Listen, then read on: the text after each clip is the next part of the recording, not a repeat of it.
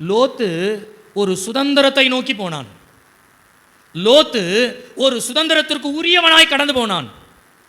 ஆனால் போகிற வழியிலே அவர் அந்த சுதந்திரத்திற்கு போகாமல் பிரிந்து விட்டார். ஏன் அப்படின்னு சொன்னா, அவர் போக வேண்டிய சுதந்திரத்தை வானான்னு விட்டுட்டாரு.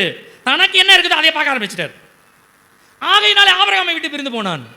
ஆனால் பிரிந்து போனான் இருக்கு. நீங்க 13வது அதிகாரத்திலே லோத்துக்கு என்னென்னலாம் இருந்ததுன்னு சொல்லப்படுகிறதோ அது எல்லாமே 14ஆம் அதிகாரத்தில் ஒண்ணுமே இல்லாம போயிடுச்சு. அப்படிதானே பைபிள்ல இருக்கு. ஆனால் எந்த பொருளை வச்சு ஆபிரகாமை விட்டு பிரிஞ்சாரோ இப்போ அது இல்லை. எதனால நம்ம வாழ்க்கை பெருக நினைச்சாரோ அது இல்லை. எதை வச்சு நம்ம பெரிய ஆள் ஆகணும்னு நினைச்சாரோ அது இல்லை.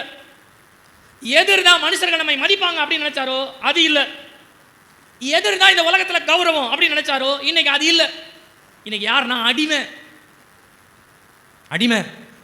ஆனா அவன் அடிமையாக இருந்த போது கூட 14ஆம் அதிகாரம் சொல்லுகிறது, எது அவனுடைய வாழ்க்கையிலே பரலோகத்தினுடைய டார்கெட்டாக கொடுக்கப்பட்டதோ, எந்த ஆபிரகாமை பின்பற்றினாரோ அதே ஆபிரகாம் தான் வந்து அவரை மீட்டு கொண்டு போனார்னு இருக்கு.